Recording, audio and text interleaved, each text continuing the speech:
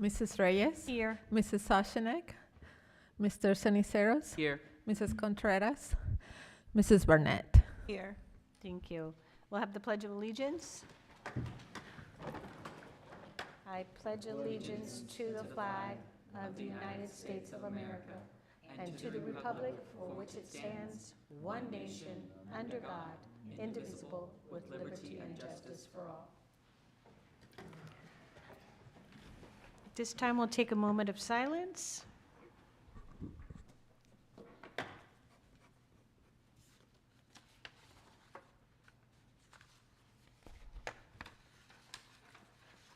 Thank you. We have no call to the public, so we'll move right into Dr. Haid with item 6. Thank you, Madam President, members of the board. At the last meeting, Mrs. Musil discussed the instructional calendars for fiscal year 24-25 and 25-26. So there have been no changes since the item and no additional feedback from any of the groups, and so we're asking the board to approve the instructional calendars for the fiscal year 24-25 and 25-26. Is there questions from the board? Hearing none, I'll need a motion on this. I motion to approve the instructional calendars for fiscal year 2024, 2025, and fiscal year 2025, 2026. Thank you. A second. Thank you. We have a first and a second. All in favor? Aye. Any opposed? Hearing none, motion will pass. Thank you. Dr. Haid, on to item 7. Thank you, Madam President, members of the board. Item 8 has all of the contract and wage statement language for fiscal year 24-25. The approval of this item allows us to issue contracts and wage statements for the, item 7. What did I say? Oh, I missed one. I'm sorry. I started reading ahead. Item 7, let me go back. Employee work calendars, those go along with the instructional calendars for the 24-25 school year. There have been no changes since the work was presented to you at the last meeting, and we're asking the board to approve the fiscal year 24-25 employee work calendars this evening. Thank you. Is there questions? Hearing none, I'll move the governing board approve staff work calendars for fiscal year 24-25. I'll second. All in favor? Aye. Any opposed? Hearing none, item 7 will pass. Moving on to item 8, Dr. Haid. Let's try this one again, Madam President, members of the board. Contract and wage statement language is attached to this item this evening. There have been no changes since this item was approved last year, with the exception of some slight word corrections from our attorneys, and we have those back. The approval of these this evening will allow us to start issuing contract and wage statements for the 24-25 fiscal year. So this evening, administration is asking the board to approve the contract and wage statement languages. Questions on item 8? Yes, sir. If we could pull up the wage statement, I believe it's at the bottom of the left. I was skimming through it and I thought, everything's fine. But as if we go to the 1, 2, 3, 4, the 5th paragraph that says you shall not discriminate against an employee, student, parent, contractor, or other individual with whom you come in contact with while working for the district because of that person's sex, race, religion, color, national origin, age, or discrimination. I was I would like to see sexual orientation and gender identity added to that. I thought that was a thing. I don't know if you could maybe explain. I know Dr. Freeman, we sat down and had a conversation about adding sexual orientation and gender identity into our non-discrimination ordinance. So I was just clarification on that, because I know it is. So Member Ceniceros, this language is boilerplate from our attorney and protects us against legal liability. The purpose of the wage statement is actually to allow us to refute claims for unemployment during the summer for seasonal workers. And so this came back straight from our attorney. I would have to ask her if that would change our legal liability, but this came to her for that, so the board decides to do. We can ask. I mean, it would be a simple correction to add it, but I don't know like Dr. Haid said, I don't know if the legal standing with statute and everything else aligns in I mean, I agree with you.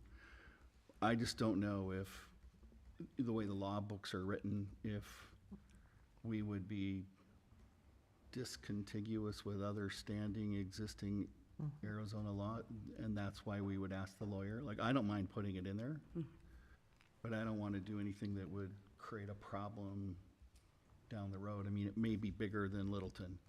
Yeah, I would think if this is a boiler template, there's something, the reason it wasn't added, so we can table it. I don't have a preference, but I do not want to change a boilerplate without direction and clarity from our legal person to review it and make sure you're right. There's not something bigger than just this. Yeah, we did not ask that question in advance, so. So if the board wants it tabled, then we'll just need a motion to table item 8 and bring it back once clarity is given around contract and wage statement Well, language. which is this in regard to, which one did you ask to look at, Member Sinceros? It was wage statement. So in order for us to issue teacher contracts, before spring break, we don't have another meeting before spring break, we could move the teacher contracts and come back and do wage statements later. The wage statement pressure is not the same, but other districts are already starting to offer teacher contracts. So, No, and I was skimming through it actually just before I came here, and I missed it. And I thought because if I would have found that out when I was doing my original research on Sunday night, I would have let you guys know so you could prepare. could have checked the But lawyer. no, my apologies on that. But I personally just want to see that language in there So and get opinion from our attorney on. If we the could legal move the other ramifications. contracts and hold the wage Yes. statement until the attorney has a chance to look at it, that would help Yes. us move So are you suggesting move 9 and 8, or what are you suggesting? I'm not following you. in, as far as what I'm suggesting is the motion, instead of to approve all of them, the motion would be to approve them except for the wage statement, which would be considered at the next meeting. I understand. And that is the only exception, the wage statement. And so if you approve contract language, that encompasses all of the contracts with the exception of the wage statement, which is the exact same Yeah, thing that you just And said. then we'll have some time to look into it. Okay, So understand. the wage statements are, mostly the hourly employees, and they're not all getting wage statements the same month, but we have some districts that issued contracts a month ago, so, we're under some pressure to get those out. I understand what you're asking. So with that, then, I'll ask for, or I can make the motion. I'll move the governing approved contract language for fiscal year 2024 and 2025, seeking additional clarity on the wage statement and bringing that back at a later time. I'll second. All in favor? Aye. Any opposed? Motion passes with that disclaimer. Moving on to item 9, Dr. Haid. Thank you, Madam President, members of the board. The renewal of certified staff and other professional staff, which includes our social workers and registered nurses, which all fall under the certified calendar. We're asking for this list of employees to be renewed tonight so that human resources staff can begin to work on contracts and they can be issued according to our timeline on our planning calendar, which is Friday. Any questions on item 9, renewal of certified staff? Hearing none, I'll ask for a motion. I motion the governing board approve the employment and issue of contracts for certified staff, registered nurses, and social workers for the 2024-2025 school year. I'll second. Thank you. All in favor? Aye. Any opposed? Hearing none, item 9 will pass. Moving on to item 10, Mr. French. Thank you, President Reyes, members of the governing board, Dr. Freeman, Littleton community. At our last meeting, we discussed the benefits rates for the FY 24-25 school year. As a reminder, the K-12 education sector experienced a 7% increase in major medical and a 10% increase in pharmacy this year, which is expected to continue into next year. Littleton has had very good experience over this last reporting period and is not recommending any employee paid increases to the plan. The only change in the district's ancillary benefits is a slight increase to the Cigna Delta or dental plan. This increase would be covered by the district and is 35 cents per month per employee.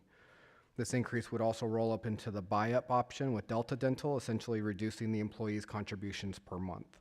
The attached rate sheet has not been changed since our last discussion at the last meeting.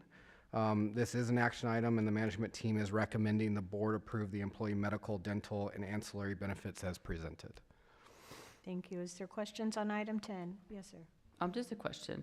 Who do we use for our benefits and insurance? I don't think I've ever asked. Is it Valley Schools? We do have Valley Valley Schools? Schools, Okay. Member Siniceros, yes. Okay, just wanted to confirm.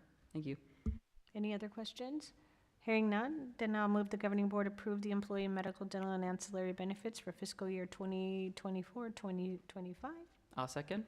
All in favor? Aye. Any opposed? Hearing none, motion will pass. Moving on to item 11, Dr. Freeman. Thank you, Madam President, members of the board. So we've gone through a fairly lengthy process of trying to make a recommendation for the org chart for next year, setting the details. Because of the vacancy created by the Executive Director of School Support and feedback from a variety of stakeholders, mostly direct reports and coworkers in that area, have tried to figure out what kind of recommendation we might make for the right sizing of the org chart. One of the parameters that we believed was the, and I thought it was here in the notes, I don't know why it's not showing up on my printout, but that, yeah. One of the parameters was because the district hasn't grown in size, we didn't want to grow the org chart. So we were trying to stay within the same number of positions that we've had previously. In the past, we've tried to keep the administrative organization of the district proportionate to the enrollment. And even though we're going up, we're not going up as fast as we used to. And we're getting close, but not quite to where we were at pre-pandemic levels. So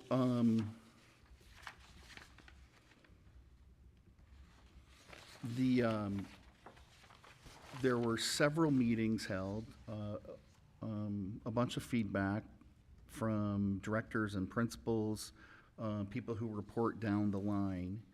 And the recommendation we came up with was eliminating that position altogether.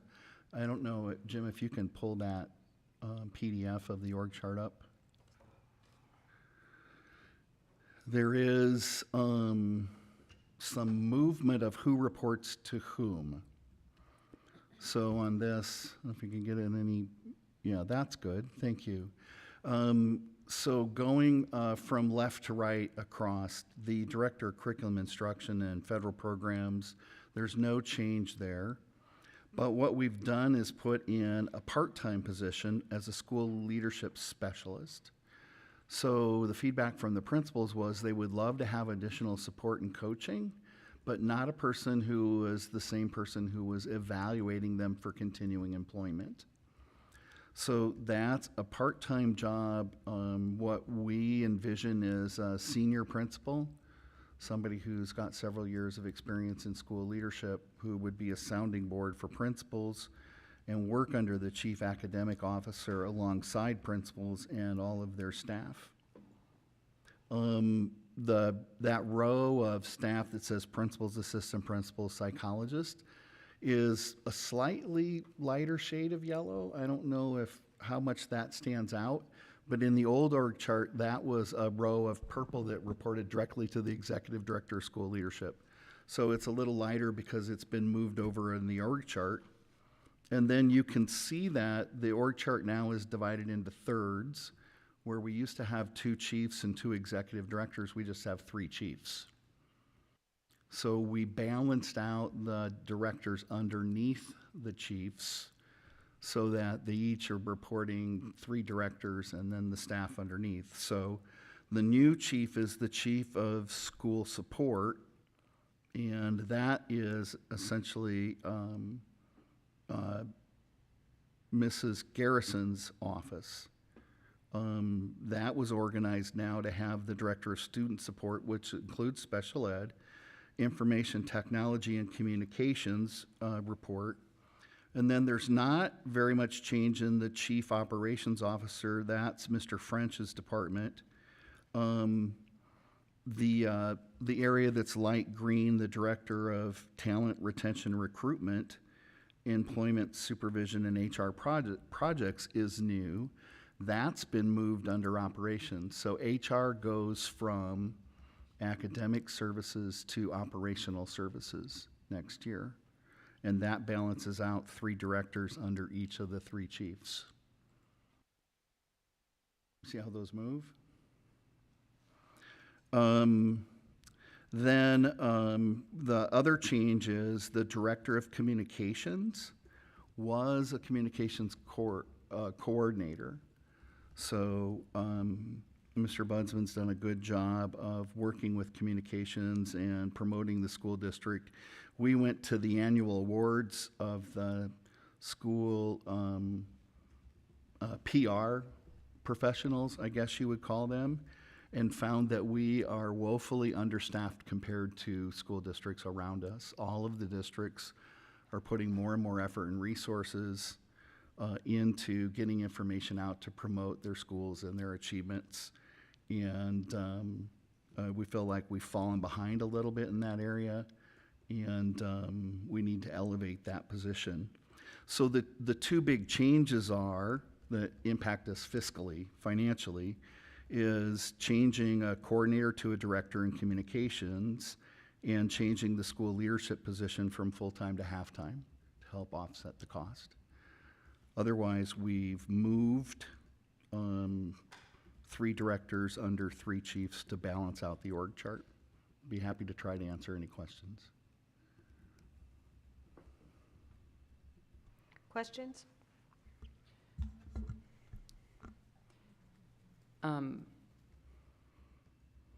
So I love the concept. I have the old org chart.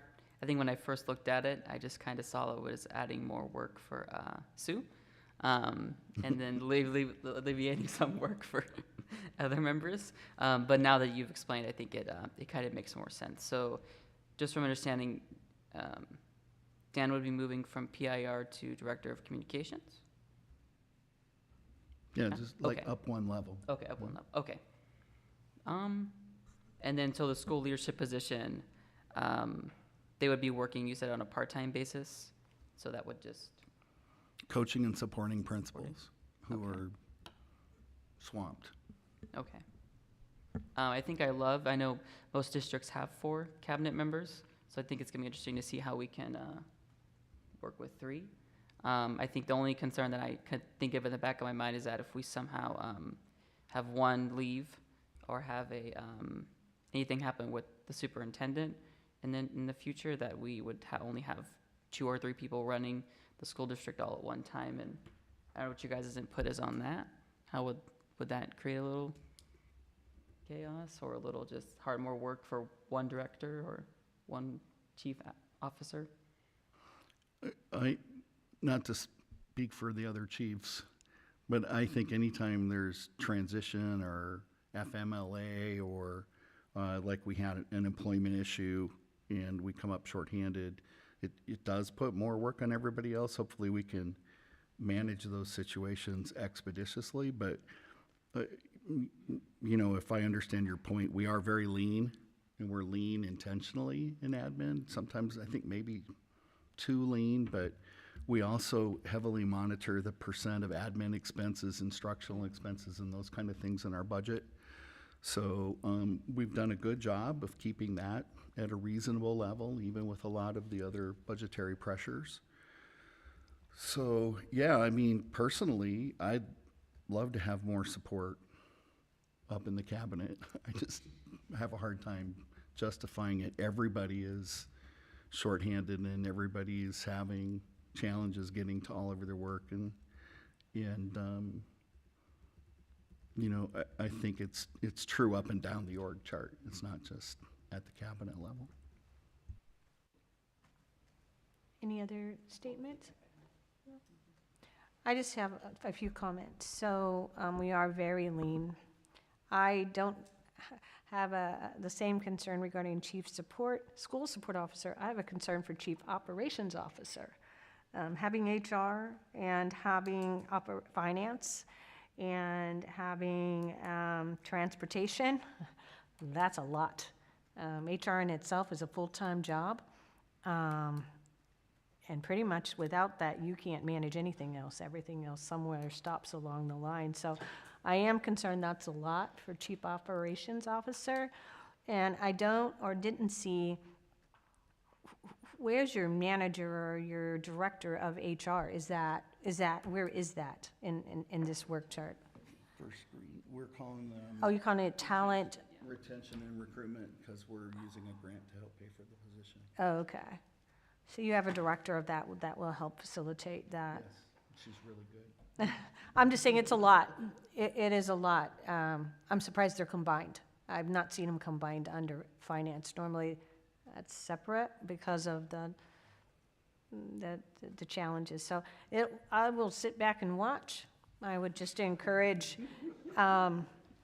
if any of the chief academic school support, if it becomes too much, you need to say something, because we'll think it's running fine, and it could easily burn you out in these positions. So it's more of a comment than anything. I think if we had some growth, that might be one of the first things. that we Yeah, would do. absolutely, yeah. I But can no, totally understand that. So it sounds like there's no other concerns. It's a discussion item only, so thank you for bringing it up.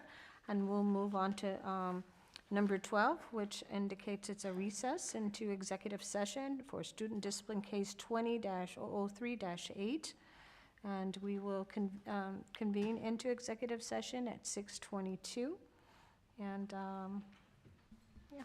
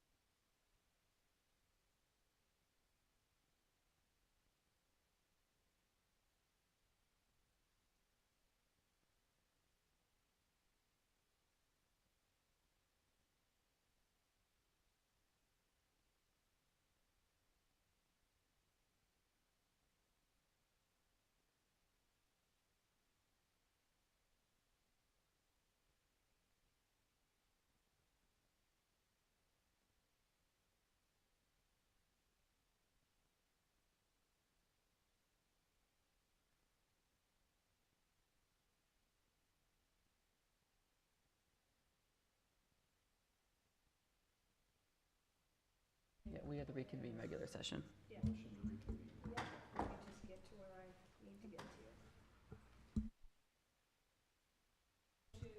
Convene back into open session at 6:53.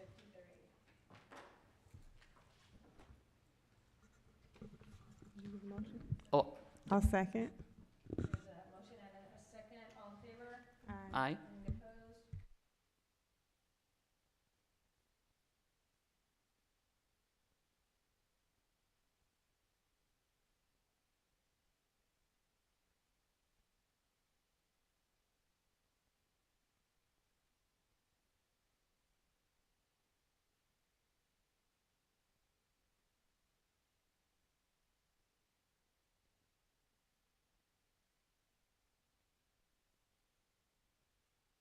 I'm just like rattling. So at this point, I have made the motion to accept the hearing officer recommendation for student discipline. That is the motion I have on the table. Is there a second? I'll second. All in favor? Aye. Nay? Nay. Motion passes 2-1. At this point, we have upheld the hearing officer recommendation. At this point, I'll call for a motion for adjournment at 6:54. I motion to adjourn the governing board at 6:54. Thank you. There's a motion. I'll second that. All in favor? Aye. Hearing no nays, the meeting is ended.